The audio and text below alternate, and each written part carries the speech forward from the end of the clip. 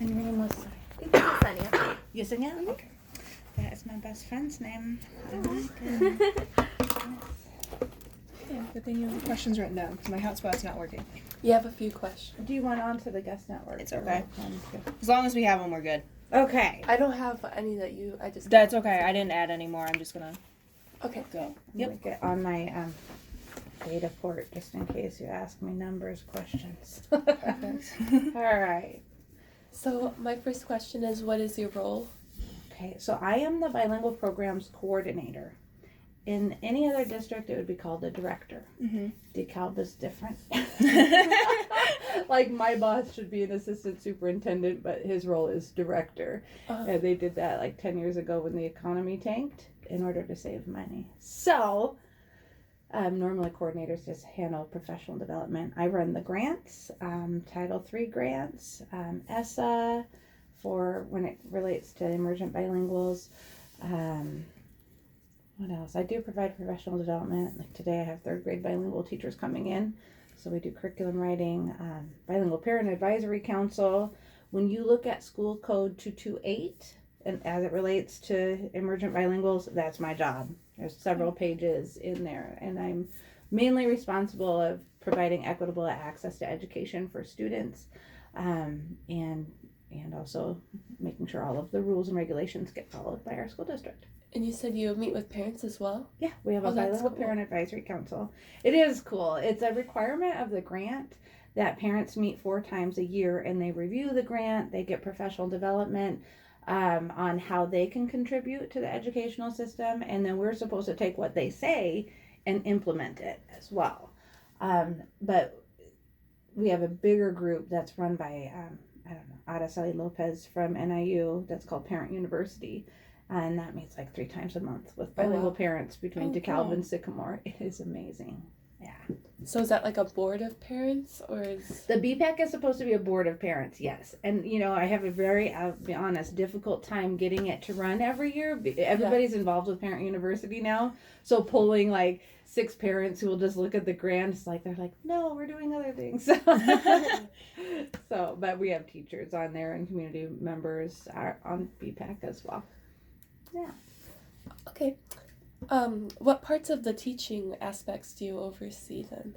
So I don't evaluate teachers. There are 2 who I evaluate because they're between buildings. The principals evaluate teachers. I am more of a coordinator in the sense that I make sure they're implementing the program with fidelity by going in and making classroom observations, but I don't evaluate them. I evaluate the program. So with the teachers, I help them write curriculum, the bilingual unit frameworks. With the ESL programs, I help them make sure that they have all the differentiation that they need, the can-dos from WIDA. In that regard, it's more like a collaborative effort with teachers. And then when you're working with the curriculum, do you have to go through the state and stuff, or do you follow We use the Common Core standards as well as Common Core Espanol. San Diego made a new copy, so there's this really cool thing if you Google it, search it. If you do Common Core Espanol, it has a side-by-side with English and Spanish, and then the differences that are in Spanish are highlighted in blue. So Spanish has accentuation where English doesn't. Mm-hmm. So we make sure we include that standard. Or some English teaches onset and rhyme, Spanish doesn't. So it will do a side-by-side, so we make sure that we're using the appropriate language arts standards. Math is math. But yeah, we do standards-based curriculum, so we have everything grouped into different units, and then we move on from there. Yeah. That's interesting. Why did you choose the administrative role versus an educator? I was an educator, and I loved it. I got hired, I graduated in December of 98, so I was one of those December graduates that didn't get a job right away, and it was in Northwest Washington. And so I substitute taught for a while, and that is hellacious and great experience, and everyone should do it. Everyone should substitute teach so that you know how to write lesson plans for yourselves. But so I went. I was in Northwest Washington, and then I was getting my master's in Morelia, Michoacan. I started getting a master's in teaching foreign language, but so I was studying there in the summers and living in Morelia, And then I was like, I really need a job. So I went to a job fair in Seattle, and there are all these like hundreds of booths. I don't know if y'all have ever gone to job fairs, but it's overwhelming. And so I was heading toward the bathroom, and there was a sign that said, "Hablas español?" And I'm like, "Claro que sí, pero tengo que ir al baño." And I'm like, "Yes, I do, but I have to go to the bathroom." So I went to the bathroom, I came back, and it was for Yakima, Washington. And that basically it was a really quick hire. Like, they're like, "You speak Spanish? Cool, let's talk in Spanish. All right, you're hired to be a bilingual teacher," right? But I had none of the methodology. I just spoke Spanish, you know? And that's like hiring me to be an English teacher in high school when, yeah, I speak English, but to teach English, it was like a whole different thing. So I got hired. I went back to Mexico and kept studying, and then I came back in August and moved to Yakima, Washington, and I was a second grade bilingual teacher. And it was an amazing, amazing journey with kids who were just like a combination of straight from Mexico, had been here second, third generation, and then my one white kid, so that it wouldn't be a segregated classroom. That was hilarious. He was such a good kid too. It's just like, here I am. Okay, I'm walking over across the hall for reading time, you know, because oh my gosh. So I had no idea what I was doing. The curriculum was in Spanish, and I was also pregnant. I had first year teacher curse, and yeah, watch yourselves. So I my kids were cool, but I like set really low expectations for them because I felt sorry for them. Like, oh, those poor little English learners, life is so hard, you know, and then like they scored by mid-year, they were scoring exactly how I was teaching them. And all of a sudden, I'm like, oh my gosh, this is so stupid. Why am I doing this? They've got to go this far where like English only kids, you know, and they need to make 10 months of progress. My kids need to make double that and learn English. And, you know, second grade, some of the kids had never been to school before. So I was teaching them how to read for the first time. So I had a conversation with the kids. I'm like, look, some of you were 3 years behind, and some of you are 2 years, some of you are where you are, but we all got to work together to get you where you need to be by the end of the year. So I took 6 weeks off for maternity leave, came back, and we rocked it out, and those kids did amazing. But this was prior to Common Core. This was prior to me knowing how to use any kind of standards. It was just like, we just read nonstop and did math nonstop. So I did that for a couple years, and then my school district put together an ESL cohort and paid for us to get our endorsements. Oh, that's cool. Oh, it was so nice because finally I knew what I was doing. And I have a master's in teaching foreign language, so some of that, like the language acquisition and linguistics and development, that was really helpful. But then there was cultural pieces I didn't know about. And, you know, I was raised biculturally, but it's one thing to be bicultural and look like me, and another thing to be bicultural and look like my students. And so I learned a lot through that coursework, and then I got recruited to be a bilingual specialist who provided professional development. We had a 200% increase in Hispanic population in a 5-year period. So like teachers were like, oh, the heck, because our migrant population decided to stay. So, I mean, before, you know, I don't know how much you know about Northwest U.S., like Washington, Oregon, California, Utah, Idaho, there's like this circuit that migrant workers do, and they follow crops. And so they'd be with us for 2 months and then move on. And you know, it's interesting. It was really interesting because it was very difficult to educate students who were constantly moving or living in migrant camps. You know, I don't know if you've ever seen a migrant camp. That's another fun spot for kids to be raised in because it's doesn't have a lot of like facilities, should we say, like bathrooms and stuff. So I mean, really unique kids and cool families. And then like people stayed. They had I forgot which president was in charge then, not our current one. There was like where you could stay, like you could get permanent residency and stuff if you were employed in certain areas and fields. And so that was cool. Everybody stayed. And then we, so teachers didn't really know what to do, and they kept asking, when are they leaving? When are they going? Because I think the mentality back then was, I've only got them for 2 months, so how much can I really do for kids? You know, and kind of. Yeah. And then when kids stayed, they're like, oh. So that was my job, was to go out and help teachers. And I did that for a year. I loved it. I had 4,000 English learners and 2,000 migrant students. So some overlap there. Not all migrant students were English learners. And then that population, that school district was 14,000.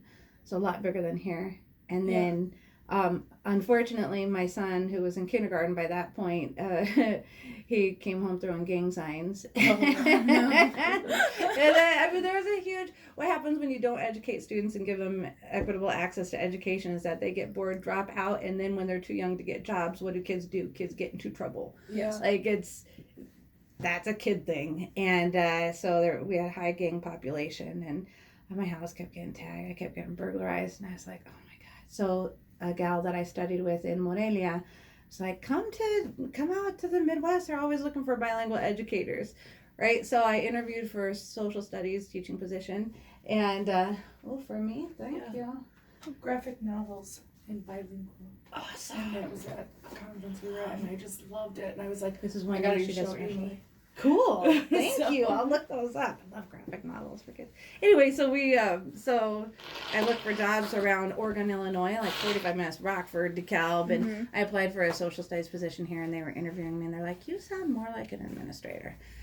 And then they promised they would pay for me to get my Type 75 principal degree if I moved out here, and I got the job Saturday. I moved Thursday. Gabe started school on Monday. Wow. Wow. I saw right there was a tornado where Yeah. I had been out here in the summer. I didn't know what the weather was really like out here, so that was exciting to learn about.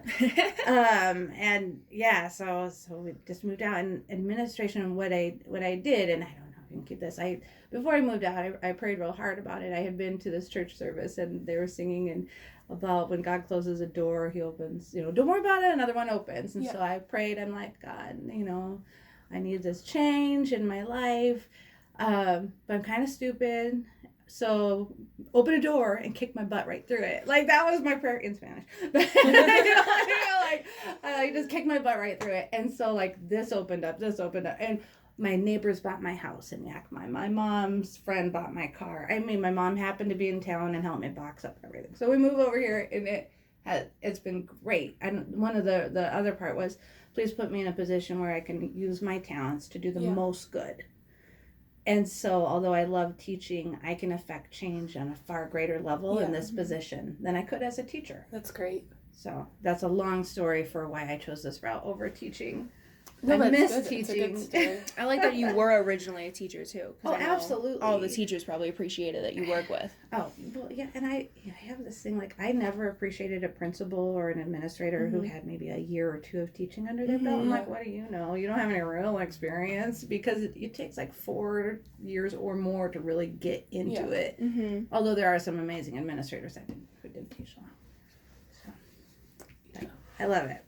I'm starting my 13th year. We moved from early exit to late exit. Now we're one-way dual language, moving to two-way dual language. So we have been able to make quite a lot of change for students. And they really need someone that's like an advocate for them and They do. that knows as much as you do. They do. My best friend Jessie, I'll tell you, Gasenia, when we grew up together, that's how I started to learn Spanish, was from her family. She didn't speak any English, and we were 4. Cool. And we were hanging out in the orchard between our homes, and she's like, do you have a puppy? I'm like, no. Oh, we're outside, I should say, in our underoos. Back then we had underoos, and it was cool to hang out in your underwear outside. I mean, I don't know if there weren't any pedophiles or it just wasn't a big deal. Also, we were unattended by our parents. So, 4 years old. So we're outside playing, and she's like, do you have a puppy? Do you have a kitty? Her sentence frame in English was, do you have? And she loved all animals, so knew all the names. And I'm like, no. So we just played because we were 4, right? And so I spent a lot of time with her family, so I learned all the mandatos, the sit down, be quiet, turn off the light, don't jump on the bed, all of those like command words in Spanish. So because I was 4, I picked up the ear for it really early, and it made it a lot easier to learn it as I grew. But when we went to kindergarten the first day, Jessie had her trenzas, like those braids back, so it was like in the 79, 80, and with the bolitas, they're like those little rubber bands with the hard balls on them, like you snap you in the head. They're like awesome. But anyway, we get to kindergarten. We're so excited to start kindergarten, and Jessie and I are holding hands, and Mrs. Robertson looks at Jessie and she goes, "Do you speak English?" And Jessie, I can still see her face. I mean, we were 5. I can still see her eyes, like. And Jessie got put in the corner to color. And I learned how to read, and I learned how to write, and I learned how to do academics, and Jessie colored. And that was kind of like Jesse's career. And she did what happens to emergent bilingual kids is when you don't have equitable access to education, you drop out. You're more likely to commit crime. You're more likely to end up in all these negative situations. So even though we were neighbors, her experience was completely different than mine because school was meant for me. It was not meant for her. And she did drop out and she did join a gang and she did have some awful, awful experiences. At age 30, she finally got her high school completion. And I had 2 masters by age 30. And we grew up right next door to each other, you know. So that was my inspiration even for going into bilingual because I thought that's not, that the teachers did what they knew how to do, I would say. And this is prior to internet. Like nobody has an excuse now because we have Google. Back then we didn't have internet, you know, we didn't have information at our fingertips. But, you know, watching her go through that and watching someone who wanted to be a veterinarian grew up to now, she got her medical transcriptionist degree finally and did that, but she wanted to be a vet, you know. She loved animals. She still loves animals. We're friends still. We're in our mid-40s and we're still best friends, and even though she's back in Washington. But I have always carried that with me about someone has to advocate for kids. Yeah. Because they can't advocate for herself. Like she couldn't tell her teacher back then, like, yeah, I don't speak English, but guess what? I'm going to be a vet, so you better teach me. Yeah. You know, instead, corner to color, color, over and over and over again. And I saw that when I was working in Yakima, Washington, too. Like, like, what do you mean they can't participate in the lesson, so I gave them this coloring sheet. Kidding me? Like, your job, I have all the laws up on the wall here. Your job since 1964 was to differentiate instruction for all learners, period. You know, like, it's the law. Why did but they just weren't taught that when they were? I don't know. I think people do what they know. And you look at educators, most are, you know, middle-class white women. Yeah. I mean, when you look at percentages and we grew up a certain way and you do what you know and what worked for you. So I think when it's pointed out to people, they do want to do what's right for students. Yeah, thank you for sharing that story. That will stick with me. That's my thing. You know, when you think of your why you do what you do. And this is hard work and teaching is hard work. I mean, I don't know if I would recommend anyone to go because you're villains all the time. Yeah. Like you're the reason kids aren't passing. You know, not really. So it is hard. So you have to remember why you went into it. Yeah. Yeah, and I think even in our program, a lot of people just go with ESL because it's the most marketable, you know. But it does make a big difference. I have a child in my clinical right now who doesn't speak any English. She's from the Congo, we think. We're not even sure. Oh, cool. And it's really interesting to watch her progress through the year, or through the time I've seen her. Like, she's picking up on, like, the letters, and she knows, like, the movements with the sounds. And, it's great to see. Yeah, and also maintaining your native language. Like, when we were little, we got this letter home from school, and Jesse's mom, Mary, didn't know how to read it, and so she brought it over to my mom. Mary had, like, a 2nd grade education in Mexico, so very basic, but the letter said, please don't speak Spanish at home. We speak English here. Oh, no. So that went into why Jesse's path also. It really contributed to it, because, like, who tells someone they can't speak to their child? Because by saying don't speak Spanish, she was saying don't speak to your child. Yeah. And so, she did stop speaking. And I speak better Spanish than Jesse now, even though we were raised with all that. But I was able to take further coursework and stuff, you know, right? And live in Mexico, where Jesse's was, and her English also is at a certain proficiency level where, who says that? Yeah, that's terrible. You have to maintain bilingualism or multilingualism, especially our kids from Africa. They're coming to us speaking 4 languages. Yeah. You know, like it's amazing. Yes. I had a kid from Togo, Jean-Luc. He was 3rd grade, and he was a proficiency level 1 in English when he got here. And like 9 months later, he was a 3. Wow. So most kids don't learn English that fast, but he already spoke 4 languages. So English was just like, okay, cool, let me just add that to my repertoire, you know. Yeah. They're just amazing. And she knows what I'm talking about. Like, I'll be working one-on-one with her, and I'll be, like, doing some sort of activity, and I'll ask her something, and she'll point. she may not be gesture. verbalizing it yet, but that's normal. Yeah. Yeah. And she's only in kindergarten, and I don't know how long she's been here, but Yeah. Part of that does bother me now, like the most, like ESL, because you can get a job easier. You have to have a passion for it. You have to have a passion for our students who are coming from, multilingual or multicultural backgrounds, and seeing what they're bringing to us, and not just, well, it's gonna look good on paper. Because I do work with some people who, like, they call me up like, oh my God, I have this kid, he's a level 2, and they refuse services, and he's in my class, and I'm like, cool. I've been paying you for your endorsement for years, and now you can use it. I'm like, oh. Like, use it. Don't just. yeah. Because, you can tell when people have a passion for it and when they did it just because. Exactly. Yeah, and I think that's the case in a lot of.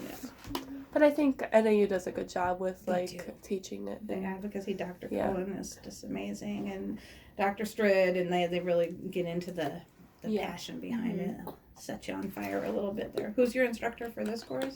Oh, what's her name? I don't know. Samantha Morley. Yeah. I don't know. She's not like full time at NIU. Adjunct, She teaches, I think, out in Naperville. Oh, okay. For, I want to say middle school, and then she teaches our class at nights. And I It's a adjuncted hybrid. quite a bit for NIU before I feel like I'm so tired, please. That's cool. Okay. What else you got? Sorry, I took us off.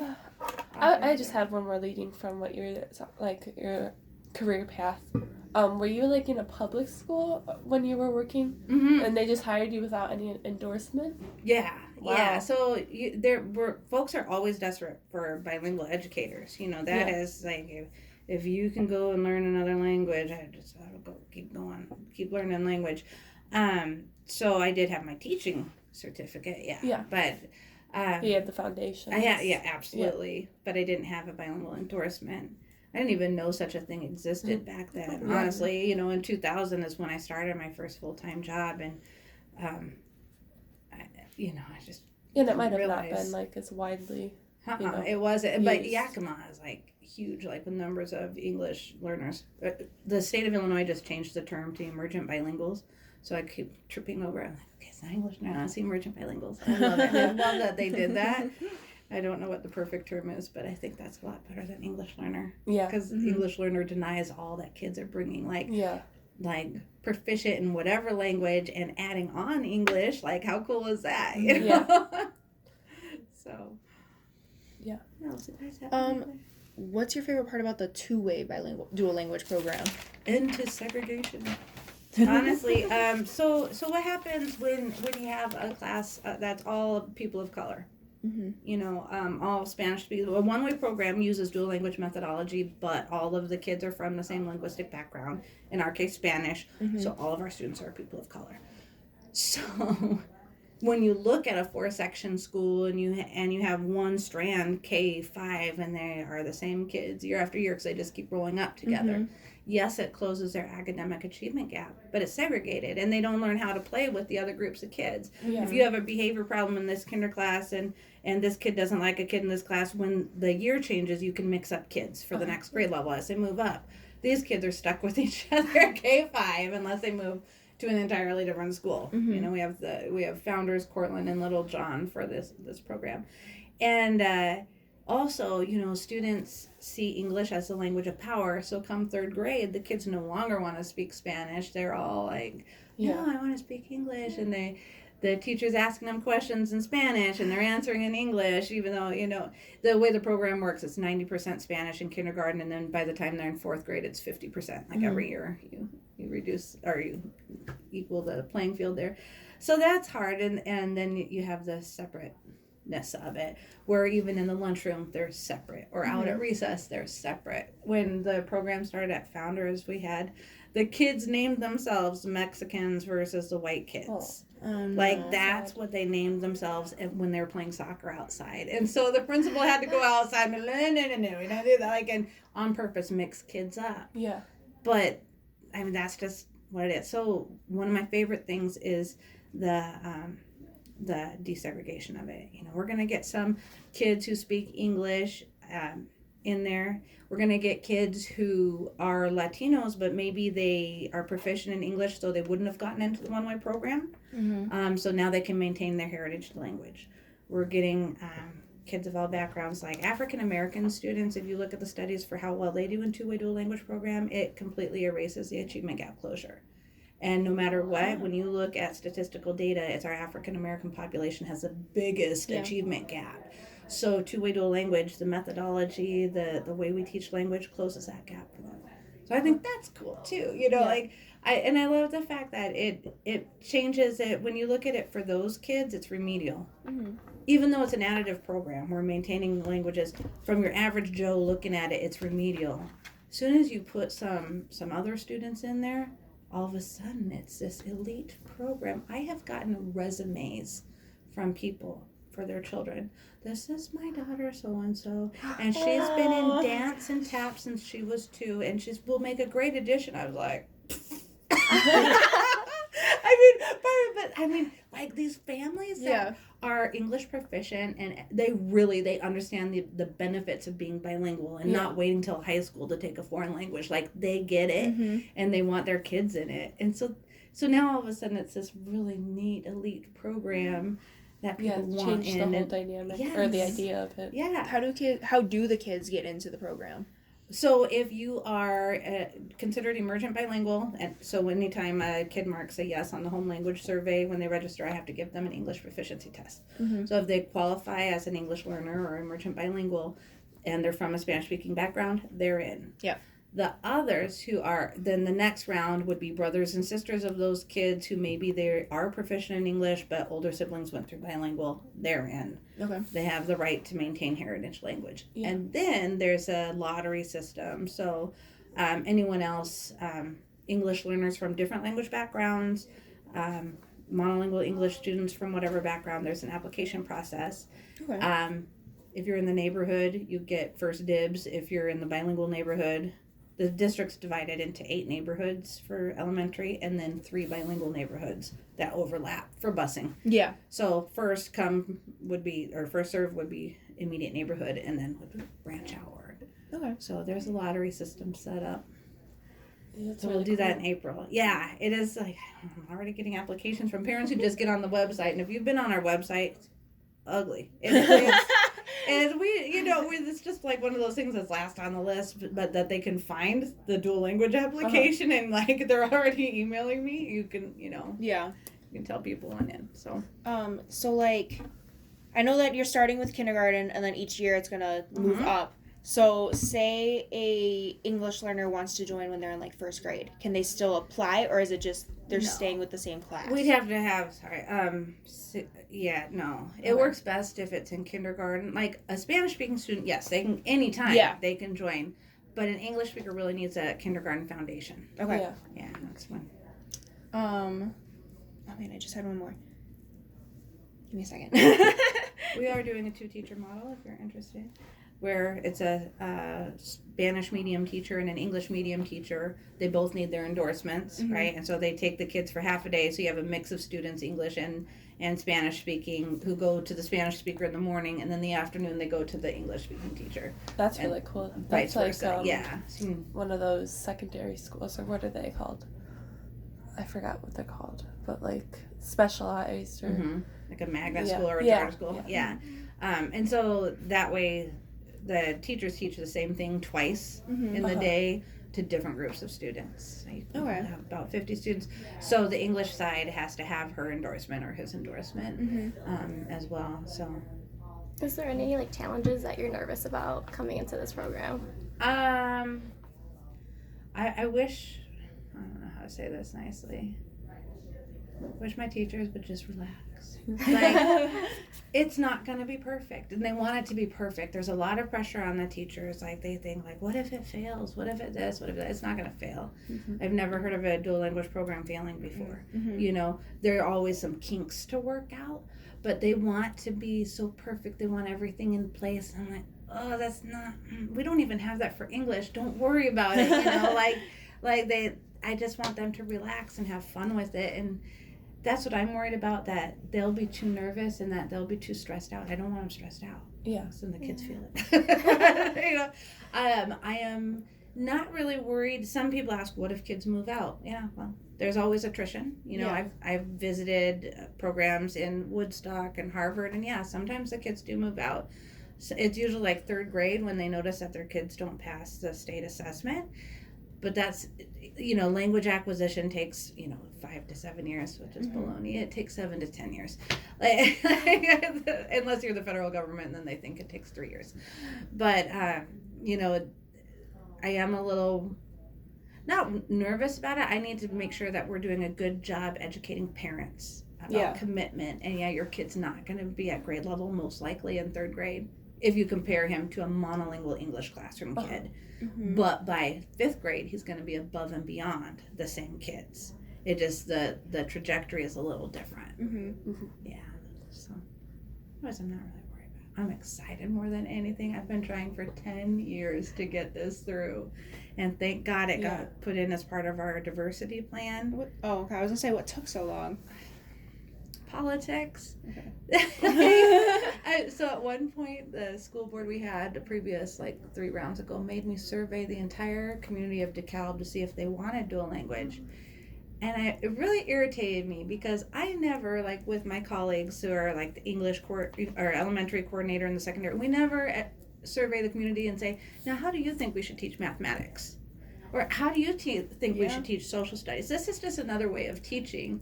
And specifically benefits our emergent bilingual. So why did I have to survey a bunch of white people and ask if they think I should do dual language? Because it doesn't affect them. You know, so why? And so that was irritating. And it opened us up to, I had lots of positive stuff actually, why didn't you start this 6 years ago? I would have put my kid in it. Why didn't you do this then? Why? Well, it's about time, people who were angry because we should have done it. And then I had some people who were very precious and you know who they voted for. This is America. And and I'm like, well, good news, you don't have to participate. Yeah. So and then the idea that it would cost more money. It doesn't cost more money. What costs a lot of money is a professional development up front. And we've been going. I wrote this grant through the Arts and Foreign Language Council, got $100,000, $40,000 to plan, and then $100,000 this year. So we were able to send teachers to conferences. We do teaching for biliteracy training with the Center for Teaching for Biliteracy. That if you take bilingual methods, that will be the textbook you use. So we did spend a lot of money. It wasn't necessary, but it was nice and it gave us a really good start. Yeah. Are there any plans to expand it past elementary school into the middle and high schools? So we didn't even talk about the other programs we have. We have 4 programs in the school district. All the bilingual would be our biggest because that's our biggest number of students. We also have ESL through co-teaching, Arabic bilingual, which is pre-teach, reteach over at Jefferson. This year was our second year implementing Spanish language arts at the middle school. A continuation of the one-way dual language program. So emergent bilinguals who still qualify and haven't passed access got to continue on because we have the seal of biliteracy now. And I want kids to get that. I had former English learners who got it in Arabic and Spanish, or the seal of biliteracy in French and Spanish. That's 12 credits per language at any public university. Heck yeah. Yeah, it is. Cool. So it was really cool. Right now we are expanding the one-way program through the middle school because we had bilingual through 5th grade, nothing at the middle school, and then we had TBE or Spanish-speaking classes at the high school. So now there's a connection through the one-way. So when the two-way rolls up, we will just keep on rolling it up. Okay. We have to plan in advance because we need enough Spanish-speaking teachers. That's the big struggle right now, finding Spanish-speaking teachers. We've got open classroom positions all over the state of teachers in general, but bilingual teachers are like unicorns. So, so I'm going to keep taking language. We'll roll it up. And we do have bilingual at the high school as well. Any graduation requirement is offered in Spanish for our kids. Oh, that's good. 960 emergent bilinguals in our school district. I mean, Yeah. it's awesome because when you have that many kids, you can implement really good programming. Mhm. When you have handfuls of kids, It's can't. harder to get through. you can do pull-out ESL that doesn't work, or it doesn't close the gaps. Yeah. Is our district, like, your district kind of paving the way for this, or is this more, like, is this widespread? Is it across the country? It's across the country. Like, dual language is on fire across the country because people are finding like, oh, in order to be global citizens, we need to be multilingual. Yeah. You know, the languages of the future are going to be Chinese, Spanish, and Arabic. Yeah. And then English is going to be like fifth in line Yeah. for what people need to be able to speak. Uh-huh. So, it is on fire. And if there's not enough kids to have a two-way dual language with emergent bilinguals, people are doing two-way immersion programs. Like, you can go into the hoity-toity suburbs of Chicago, and you have immersion programs where all the kids are English speakers learning another language. Mm-hmm. Yeah. So it's widespread. California, since they got rid of that Prop 227 ridiculousness, unfortunately, they ruined like generations of kids who could have grown up to be bilingual teachers, but they told them Spanish was bad, and now their English isn't. Yeah. So we had all these could have been teachers or could have been bilingual teachers out there struggling. Same thing with Massachusetts. But yeah, it is, and especially the Seal of Biliteracy is also a national movement. Not all states have it. Illinois has had it. One of your professors actually in that department, Dr. Nieto, was a big proponent of it when he was at the school board. And so we've had it since 2015. Oh. And when you get the Seal of Biliteracy, you get up to 12 credits at the university. I didn't get 12 credits. Like, they gave me a Spanish test. They're like, hey, you're at level 300. And I still had to take that same number of credits to get my bilingual degree or my Spanish degree as someone who started at a 101. So they had 18 credits. I had 18 credits. We have the same degree, but our proficiency is very different. Yeah. You know? So these kids get, if they take 2 more classes, they get a minor in that language. Wow. It's very cool. That's amazing. Yes. So that really promotes bilingualism. And I think that's why every time I register a family and I'm talking to them right away, kindergarten, Seal of Biliteracy, keep reading at home. You don't want the program? That's cool. Please keep reading in your native language at home. Yeah. Mm-hmm. You know, I have a kid who speaks Swahili who's a junior right now. Is she a junior or sophomore? She's already emailing me about the Seal of Biliteracy. Oh, cool. And I'm like, and so I had to track down a Swahili test. Everybody's so cool. Yeah. How cool is that is really that? That's cool. amazing. You mentioned that there's the Arabic at Jefferson. Are they getting two-way dual language too, or just Spanish? Jefferson doesn't offer bilingual Spanish. The parents did not want it. So if a parent wants their kid in bilingual, first I assess all the kids or other teachers, and I assess the kids, and there are 3 bilingual program schools, and we will bus you. Yeah. Right? No matter where you live, you will get bused. That's just provided for you.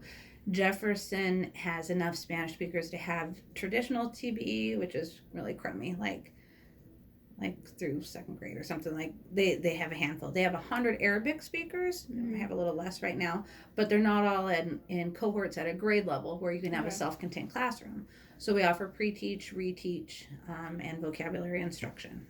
So Dr. Manal Al-Kharzon is the Arabic teacher there, and she just takes the kids and whatever they're going to learn about, she pre-teaches, shows a video, reteaches afterward, and connects the 2 languages. Okay, that's cool. Yeah. What else? What are just like the statistics of the district? You said you pulled something up. It's too late. I closed it. Yeah. So the number changes daily, but we have around 960 English learners or emergent bilinguals. I have to change every document I own. Thank God it's on Google to emergent bilinguals instead of English learners. So out of 6,600 students. So it's about 13% of our student body. Mainly Spanish, followed by Arabic. And then we have like little handfuls. We have low incident languages like Urdu and like Vietnamese and Korean. So for those languages, we hire primary language tutors, and you just have to have a high school degree or completion, and speak that language, and then you go in and help with comprehension, like you reteach what happened in class. That's the main thing. I do think it's interesting to note that the majority of our emergent bilinguals were born right here in the United States. There's often that thought that they're foreigners coming in, like. I don't know, there's often that thought, or if that thought's just loud. Probably just loud, But like 95% of our students were born here in the United States. And that's the trend moving Yeah. forward, you know, like second and third generation students who maybe aren't exposed to a higher level of English proficiency in the home, and so Yeah. they score. I mean, I have students who are proficiency levels of 2 in both languages. So they're at Yeah. the beginning stages of both, and they're not low. I hate the term low. They're at the beginning stages, and then we get to utilize both languages to instruct them, and That's really cool. It is really cool. The biggest challenge, though, is special education. So we have 17% of our English emergent bilinguals have IEPs. Yeah. Okay. That nationally, it's 15%. So I don't know if we have over-identified but our monolingual English side is also at 17%. So either over-identified or we just have awesome programming and people move here for it. And that's always a struggle to get kids into services for special education because we don't have bilingual resource teachers. Mm-hmm. Or else we have bilingual psychologists, but they don't have the ESL degree. So they're like I was when I was a teacher. They are bilingual, but they don't really understand language acquisition. Yeah. So that's a big challenge in our school district. But other statistics, like district-wide, we're 30% Hispanic, 20% African American, 48% white, and then like 2% other now, which is cool. It's changed a lot. When I moved here in 2007, we had 400 emergent bilinguals. Now we have 960. Mm-hmm. And I love it because it has given us so many opportunities to provide some really good programming and embrace all this multiculturalism and diversity, and it's neat. It's cool to be in a college town too. You know? Yeah. Like, you get all these resources. Yeah. So, Yeah. And you said there's 3 elementary schools that's going dual language? Yes. Okay. So we already have one-way dual language in those schools. Yeah.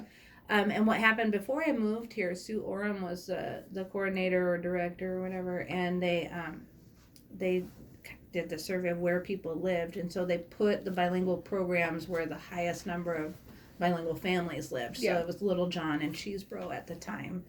And then as we've grown, we kept it at those locations and added Cortland and so Cheeseboro is now Founders Elementary. Yeah. That's cool. Yeah, it is. And then being able to bus them everywhere. If you're any other language, you can go to Jefferson. We do have parents who refuse the program. Yeah. And if they refuse because they don't want to go to a different school, we still go out and serve them through pull-out ESL or push-in ESL. And that's only because it's the law. That kind of instruction does not work. So our itinerant ESL teacher actually goes out and helps the teachers differentiate instruction. Oh. So since she can only be at that school half an hour with those kids, she's like, okay, your biggest bang for your buck is if you do this with your instruction, and helps them out that way. That's cool. Yeah, it's neat to do that. It's our workaround.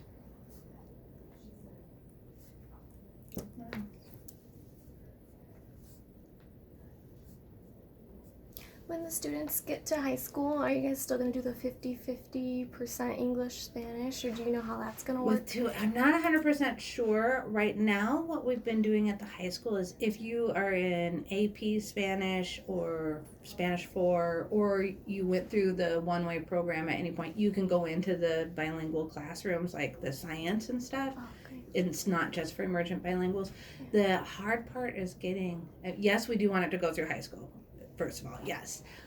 The hard part is finding secondary instructors who have like a science degree and a TBE license, you know. But yes, the goal is to offer all of those courses. Yeah. Because we want all our kids to get the seal of biliteracy. How cool would that be? Yeah. That'd be, oh my gosh, I wish that was a thing in my high school. I know. That would have been amazing. I mean, I'm so passionate about it that I have had kids from Carpentersville come in and test. That kids from Oregon. Rochelle is offering it now. But I'm just like, I'm calling, okay, why aren't you offering it? It is some legwork. I mean, there's like templates you have to fill out, and there's a couple hours on my side to prep for it. But the results of it is so much better. Yeah. For $25, it's like a savings you guys are paying your way through college. It's like a $10,000 savings for students. That's, oh my You gosh, know. that would have been so nice. Right? So I'm always like, okay, if you're not going to offer it, tell your students to come on in and we'll test them here, you know, and get them that seal. You do great work Thank It's you. nice to hear about all the. Thank you. I love this job so much. You It's- need the passion. It's fun. I'm glad people who hate Mondays, I'm like, heck yeah, it's Monday. Let's go. Today I'm working with some bilingual third grade teachers, and I love them and adore them, and they have such wonderful hearts for kids, and it just like, it feeds your soul, you know? How many people could say they do jobs that feed their souls? So. What are you like? What kind of professional development do you do with them? So every teacher gets the week-long teaching for biliteracy training. So that's how we do bilingual unit frameworks, and it goes into how you provide oral language development for students, how you transfer Spanish to English or English to Spanish, and then extend in the target language. So everybody gets that in the one-way program. Okay. We offer co-teaching instruction, differentiating for English learners, for other areas for the English. Every school has a bilingual or an ESL liaison who provides monthly PD, and that's based on what the teachers want. So they survey the teachers, what are you struggling with? And people are like, oh, the lata strategy I can't get down. So they'll offer an hour-long session on that. Teachers get CPDUs. We give the teachers a $500 stipend, the ones who provide the PD, per year. So that way, like, I don't have to worry about it. I'm just like, you get $500, make sure you're doing one a month. And then they talk to me about what they're providing. Like this afternoon, we have a meeting to plan. The ESL one will do just drop-in sessions of bring what you're working on, and we'll differentiate it for emergent bilinguals. You know, they do. I don't know if you know about WIDA yet. WIDA.us. They have the can-do name charts, and you can list your kids at what they can do with listening, speaking, reading, and writing, and it has instructional implications. So we like plot out the kids, and then they'll take that with teachers and say, okay, you're teaching this unit, here's what this kid can do, how can we differentiate the activity for this kid? So that's like on-site PD we do. We also train our instructional coaches in teaching for biliteracy, and what is the other one, purposeful lesson planning through WIDA. We had the Center for Applied Linguistics come out and do this 2-day training for Spanish methodology. We've had NIU professors come out and do on-site training. One of the most powerful things we've had is consultants come in. So I have Dani Salto from Paridad in right now. She's working with middle school teachers, designing their Spanish language arts templates. So she comes in every month and works all day with them, and they get a sub, they come in and they write their units of instruction. But she has them take into consideration Spanish language development, English language development, Common Core Espanol, like all these things. And it's nice to have because PD, like a one and done workshop does not work. There's no carryover. It's a waste of money. But when you have people have consistent monthly workshop, and then the other thing is 4 times a year we bring the grade level teams together and we write our curriculum. Okay. So that's what today is like. Okay, we're working on Unit 3. It's been written, but we're going to look at who our kids are right now and what they need and what changes we need to make to the curriculum for them. That's cool. Yeah, and we don't use a basal program. It makes life very difficult because you can't just turn to page 47 and teach. Like, you really have to know your standards. You have to know. One thing I will say I'm really proud of, we have worked the social justice standards into all of our instruction.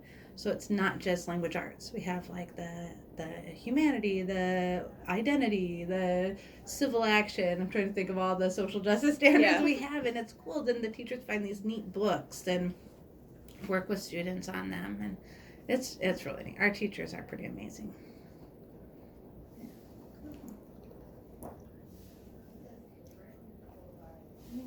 I think we're good. Yeah, I think I have all my answers. Yeah. And more. Thank you so much. Yeah, thank you. I can talk about this one blue in the face. I love this field. I hope you guys end up loving it too. Yeah, I'm glad I I'm tried really it. excited. Yeah. Mm-hmm. Good.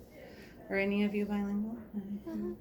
Yeah, my parents are from Mexico. They migrated here. Yeah, my class was actually the first one that got the seal of biliteracy thing. Oh yeah. Yeah, so I got it. You got it? Yeah. Yes. So But it's did cool they to give get- you credits? Because before it just became law like 2 years ago. I didn't even know about the credits. I just Really they good. just pushed it. Bring your seal into the university and see if they'll give you some credits. I'm not kidding. I think Yeah. it's John, somebody over in foreign language will look at it. But if you still have your test results, I mean, it just became law. I want to say 2017.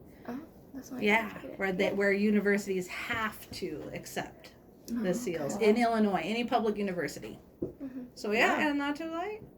What school district did you go to? It was in Woodstock, so District 200. Oh, Uh-huh. yes. Keely Kruger is your director over there, and yeah, she could help you out with that too. Get your results. Get your 12 credits, man. That's Yeah, it's like, a good yeah. chunk. Yeah, So it yeah, is. and then come apply for a job here. Yeah, I need a 7th grade bilingual teacher next year, and an 8th grade teacher the year after, and then I need. Yeah, the retiring rate is insane. I know. We just got, because I'm student teaching over at Founders, Oh yeah. and we just got the list of all the upcoming retiring teachers I know, this I past saw it. week, and I'm like, oh my gosh. I know, and I'm like, get bilingual. I know it's not bilingual position yet, but get ESL endorsed, get bilingual, because then we can partner up with everybody. Yeah. And the trend is we're getting more emergent bilinguals, more students from different backgrounds. So we do need endorsed folks to offer those courses. Who are you student teaching with? Kirsten Niederwimmer, now Oh, Rodriguero. nice. Yeah. Nice. 4th grade? Yep. Yeah, okay. Yep, I've been in that hallway. Yep. Miss Wills is my person. I'll Love her. She's so nice. She really is. She's such a sweetheart. Sometimes I lend my crankiness to teachers because they're very nice. I'm like, okay, here's some B word for you. Like, don't be nasty with people. Don't be so nice. Yeah. No, Lisa is really nice. She's just too sweet. All right. Well, when you're writing this, if you have any questions and you want to follow up, just shoot me an email and. Thank you. I really Yeah. appreciate your Sure. time.